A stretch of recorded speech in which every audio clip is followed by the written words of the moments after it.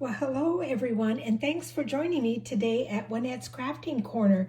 In today's video, I thought I would give you an update on my Down the Garden Path part of Roxy Creations 6-month prompt. And if you recall, our first prompt was wildflowers, and I decided to add a little whimsical home with it. And I have a clothesline there. Then the next prompt was garden gate. I think you guys saw me do this. I added additional little stitching here, and down the side here I've added some grass. I went ahead and sewed in my title, and as you can see here, I used lace here for the gate. I did a little bit of stitching here. Let's see, I added these doilies here as part of the garden path. The next prompt was vegetable garden, and I believe you guys saw that. There's my little scarecrow. There's all my vegetables, my corn, turnips, carrots, cauliflower, radishes. I added some lettuce there, and I may add some more here. If you recall, this is going to be a 6-month project. So even though I've got some empty space here, it will be filled as the prompts occur. The other thing is I need to do a bunch of seed stitching around these vegetables to make that look better there. So it's a work in progress.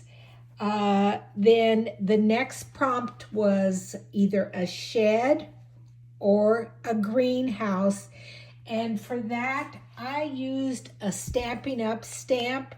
I stamped it on a separate piece of fabric, then I stitched over it, and then I also stamped that.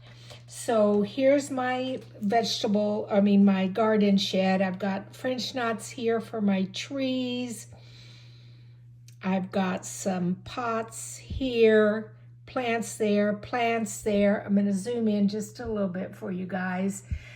I added just a tiny little bit of blue thread there so that it would look like a window pane. I have a garden hat there, a couple of shovels here, a rake, and a couple of hand tools there. Then I did a lot of little bitty stitching here for the ground.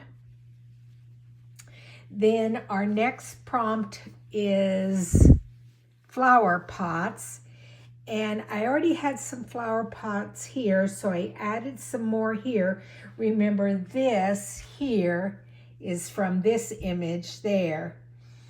And so I had stamped that on a piece of fabric, stitched it, then I added 2 more flower pots here. These are with bullion knots. This is, let me pull up the book so you guys can see what stitch I'm talking about for that. It's one that, it's a new one for me. It starts with a G. Let me find it. Sorry, guys.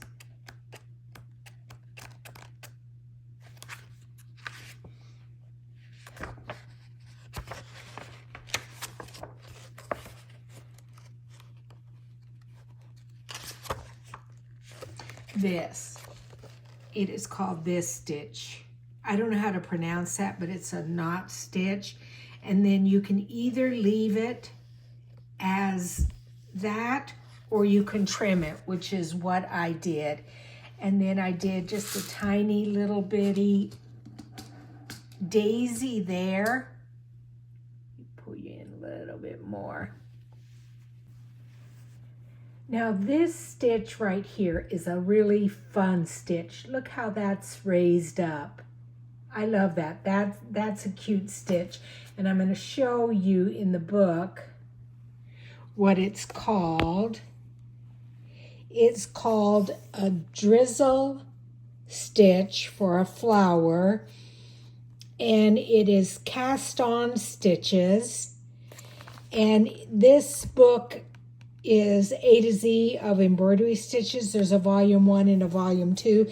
I really like this book because it gives you really nice detailed instructions on how to do your stitches. So that's a fun stitch. And then a gal by the name of Debbie Kipp. She is on YouTube. Her YouTube name is Kipp's Corner, Kipps, and corner is with a K. Anyway, she had done a video describing a haul that she had gotten from a garage sale. And she showed all these little stone beads. And I contacted her and said, Debbie, you wouldn't be willing to sell me some of those stones, would you? And she said, oh, I'll send you some. So she did send me some, and then I sent some back to her in some happy mail. So there's stones there. I may put a couple of over here, and then I need to continue with this grass over here. And so I'm pretty well caught up, other than the fact of just some little stitching to fill in. I think I need more work on my grass there. I need more work on my wildflowers. There needs to be more wildflowers with this gate here. I think I need to do some more there. So anyway, I just wanted to update you with that. I'm very pleased with it. It is a fun project. So much fun. Let's see, what can I update you on? Hospital is still up and running as thus far. We are good to go until May is what I've heard. I do want to show you a couple of things that I got that you guys might be interested in. One thing is these little eyeglass accessories. I ordered them off of Amazon. If any of you wear glasses and they're constantly falling down on your nose, you will want to get these. I was constantly having to take my glasses off and then put my face right into whatever project I was working on so that I could see, because my glasses would fall down, and because I have bifocals or trifocals, I couldn't see. But I don't have to take my glasses off anymore. It's fantastic. So look these up. There's Amazon Smart Top Eyeglass Accessories. Wanted to show you that.